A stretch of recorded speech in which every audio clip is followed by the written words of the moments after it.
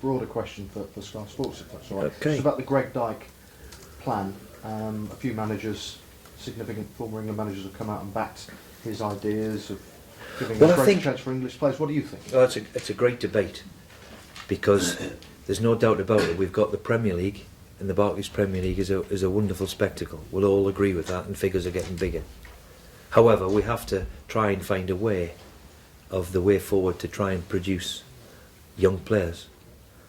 And we've got one or two, let's be fair, we've got one or two, but we'd like a lot more. And the one thing that is pretty staggering over the last 20 years anyway, is we've invested millions in academies. From lots of clubs have invested a lot of money. And are we producing enough players? The one thing when I came here 2.5 years ago was to try and get some system up and running that can we produce a young player for us. But when you look back over the last 20-25 years, where are they? You know, so I think it's a hell of a debate, and he's got some good points. For me personally, I think we miss children playing football in school and with their mates and with boys' clubs. I think we've left that a little bit away, and we've got maybe for the elite, and a lot of kids don't mature or get better at football until maybe later on, and maybe they're discouraged. So there's lots of raging debates. I'm for a lot of the stuff that Mr. Dyke has said. For me, if we can produce some good young players, then I think we'd all as a country benefit from it. Having said that, you're a Premier League manager with a squad of your own to consider and results to achieve. So there is a difficulty, perhaps. Well, there's a divide. Of course, there's a balance. But I think if you're going to do a job properly in management, then you've got to try and look at the whole football club. And to be fair, we've made big strides over the last 18 months. We're Category 3 as a Premier League football club, which is not good enough. So we're doing everything we can to get in a different category and lift ourselves up out of that. And try and see if we can produce a young player. I remember Jordan Henderson, when I was manager of Sunderland, coming through to be the flag bearer. Sunderland had invested a lot of money in their academy, and to see somebody like Jordan Henderson come through was terrific for everybody concerned. So I think that's what we're all looking for, and it's very, very difficult now. You know, I had a horrible day yesterday where I've let 6 young players go, which part of the job is awful. You know, and we're letting go more players than what we're keeping. Is that 6 English players? 6 English. Well, there was 2 Irish in there too, yeah. So and basically the standard is gone up. So the standard is gone up of what we're looking for. But you know, we see young players playing in Scotland, and I think that's benefited Scotland because the young players are given a platform to play. I don't agree with in a year's time the loan thing is going to be abandoned.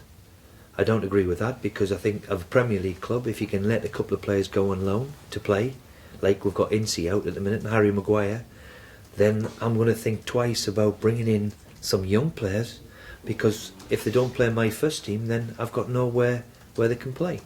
So it's a big raging debate which I'm sure will rumble on and rumble on, because it is a problem. And I could say now, you know, since Man United produced all them players, who have they produced since? You know, you could go to Liverpool since they've produced it, who they've produced. You know, you could say Man City, who have they produced? All of the teams. There's Harry Kane's a big one at the moment, which all the teams over the last 10-15 years who have invested millions in academies were simply not producing enough of the good players to play regularly. Okay, back to your immediate concern. You've had a couple of weeks to maybe dwell on events in your last game.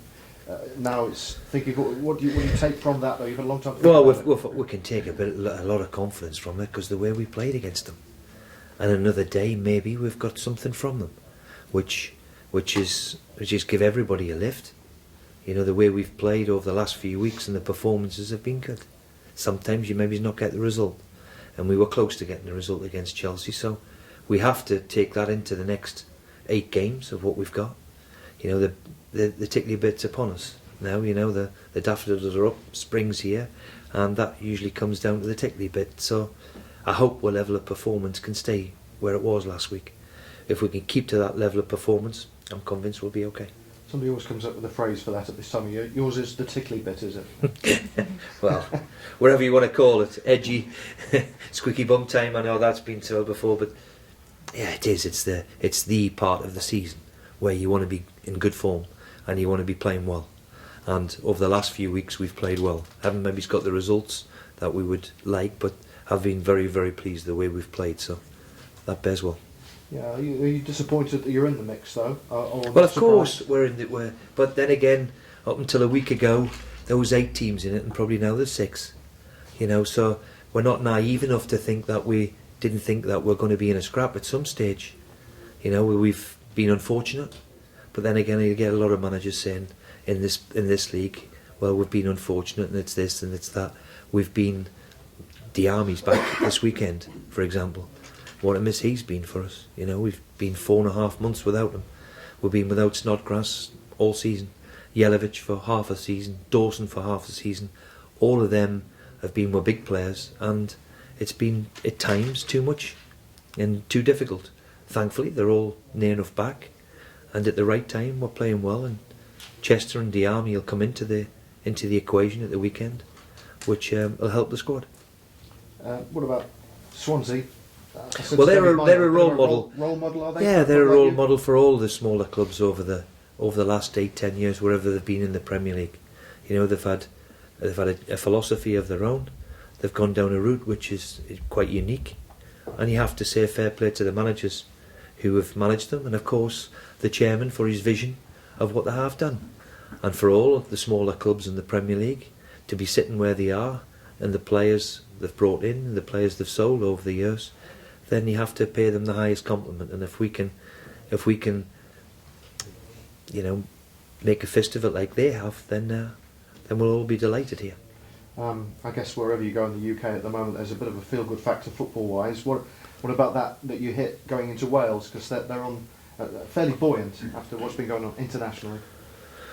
Well, I'm delighted for Chris in particular. I'm delighted for him because a couple of years ago he was having a tough time of it, and they seem to be producing what we're talking about.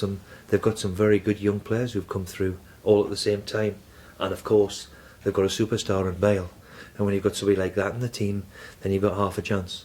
So I'm delighted that they're doing well, and long may that continue. You mentioned tickly bits. Here's mine. It's a story that refuses to die. The name change.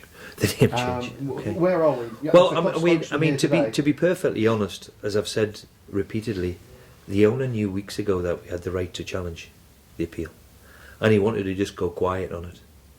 And there's no disputing that his views will not change. That's what kind of man he is. So we have to respect those views. And to what he's done for the club, and I say this repeatedly, for what he's done for the club, and put it on the map a little bit, and put his hard-earned money, then he's entitled to have his opinion. Now, you're going to get some, and we're all traditionalists, that will be opposed against him. But hopefully there's a middle ground what everybody can find a solution to. I think at the moment we put it to one side. We put it to one side and make sure that Hull City, Hull Tigers are going to be in the Premier League next year, and I think the chairman is right behind that, because all our attention has to be on staying in this division. And if we stay in the division, and then we can have the debate again in the summer. Perhaps are you disappointed that this is not a debate that's been put to bed for good, though, because it's gone on for an awful long time? It's gone on for a long time, and but as I said, the owner. I mean, look, we're all traditionalists in our country usually. You know, I never thought that I'd see Manchester City move from Main Road and go and play in the Etihad. I didn't think the FA Cup final would be called the Budweiser Cup final. I didn't think the Barclays Premier League would exist. I thought it would always be Division 1, 2 and 3. We do change. Things do change and do evolve, and his way forward, what he thinks is a name change would help us. That's all.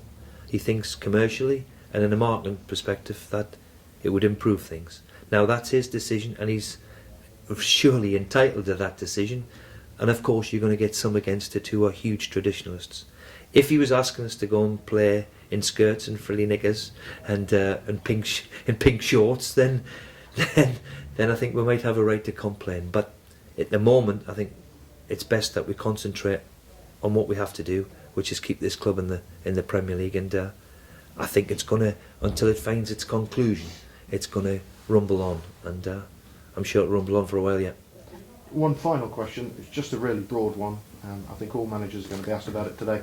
Are you a golf fan at all? Yes, of course. The Masters? Well, What do you love about the Masters? Well, I think we all enjoy it. If you like golf, I mean, it's a wonderful golf course. I've got a few pals who are going over there and have got the chance to go and see it, and it's one of the great sporting events for me because of the history and the tradition, like we're just talking about.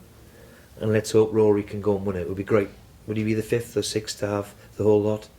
Let's hope that he can go and win it. But it'll be a hell of a challenge because it's a great competition and all the great players are there. So it's a wonderful spectacle. One day it would be nice to go there. Thanks so much. So just go back to the Greg Dyke thing. You know, specifically on increasing the number of homegrown players to 12. It's 8 at the moment, isn't it? Yeah. Have you got a view on that specifically? Well, the difficulty, of course, that we all find is I agree with it in principle. For a club like Hull, sometimes we have to spread our net wide and far because we cannot find homegrown young players. I'll give you an example now. In the history of Hull, I think we've had a lot of players come and play, don't get me wrong. But to play at the highest level, we've probably had Nick Barmby. We've had Robinson, the goalkeeper, I think, has come from Beverley. And then we've probably got, below that, Dean Windus gets a mention, of always produced around here. And of course, before that, Stuart Pearson, which is now going back to the 70s, which is now 40, 50 years ago. So this area in particular, for homegrown young players, we found it very, very difficult because in its history, it hasn't produced many. So we have to try and go far. We have to try and improve. I can agree with the principle of it because, you know, if we're not careful, you know, we're not going to produce the player. And it's a big raging debate whether you need 8 or 12. Well, if it improves it, then great. But as I've said, we've spent millions on academies. Every club has spent millions on academies. And there's no real proof in the pudding that they're producing the number of players that we thought they would do. You know, so there's all sorts of debates going on, and I'm all for change because we have to do and try and do something. Me personally, I would go to the grassroots totally and go back to schools. I don't think we should be taking 8 and 9-year-olds out of school to take them to an academy, for example. I think 8, 9, 10, 11, 12-year-olds should be just encouraged to go and play football. And I don't think there's enough in the schools anymore. I don't think the schools have the real interest to do it anymore. And that for me is a problem too, you know. So it's something which maybe we can look at. Back onto Swansea. So Diarmi, how is he? Well, he's trained and done everything he can physically and trained. I would love to have had a game into him, but it wasn't possible last week. So he's trained, he's available, and let's hope he stays injury free because he had a wonderful start with us. He had 4 goals in 7 games. It's been a long time without him, so we welcome back him to the squad. Sure. In terms of the, I mean, it's been a long time out. He always seems quite naturally kind of physically quite. Well, physically, he's absolutely, he's immense. Physically, yeah. Physically, he's terrific. But as I say, a lot of times, you know, in the summer we have 5 weeks off, and we have 6 weeks preparation to get them right. He's been off for 4 months, 4.5 months, with a horrible injury. So he's okay. We've got to be careful with him, but of course we've only got 8 games left. So you know it's. Okay, so is it possible he could actually be involved at some stage? He will be involved. He will be involved. He will be involved. Yep. Steve, can I just go back to the academies again? Because you made some really interesting points there. Yeah. Sometimes I think the debate comes at it from the wrong point of view. When we concentrate on the boys, as you say, 9, 10, 11, should they be playing Sunday League, should they be in clubs? But I think we also tend to overlook the coaching side of things. And I think, I haven't got the stats to hand, but Spain have something like 10 times as many UEFA B qualified coaches that we have. Yeah. And they charge about half or even less than half to get that qualification in Spain that they do here. I just wondered if you knew any of those stats and if you had any sort of I've seen point of this. view on I've seen that. the stats. Certainly in Europe. In Europe, they do have more qualified coaches, and that's something which, of course, can be looked at. But we all say Spain at the moment because they're the flavour. We have a tendency, for me in this country, to follow the Spanish because the Spanish have been doing well over the last decade. Before that, let's be fair, the French have always produced a young player, and of course the Germans, year in and year out, they just seem to be doing it however they do it. They had a radical overhaul. They had a radical overhaul some 10, 15 years ago. So I think it would be nice to find our own identity without trying to follow anybody else. And we've gone down the route now of academies. And in my personal opinion, we don't play enough at school. And we don't let the young boys just go and enjoy. And certainly, when you get to 9 and 10 and 11, and they're taking you out of school, and I can understand why they're doing it, because they want to try and coach them or educate them more. But for me, they're too young. They should be just encouraged to throw a ball and play with the ball and play with the ball individually. And it's a debate which I've just had with a couple of mates who have been in football a long, long time of why we're not producing footballers like we used to. I mean, this area where we're in now, how has this area not produced footballers when it's a working class big city? How has it not produced any? There must be something that we're not doing right. So it's a big raging debate that I'm sure will rumble on. Academies, wow. Okay.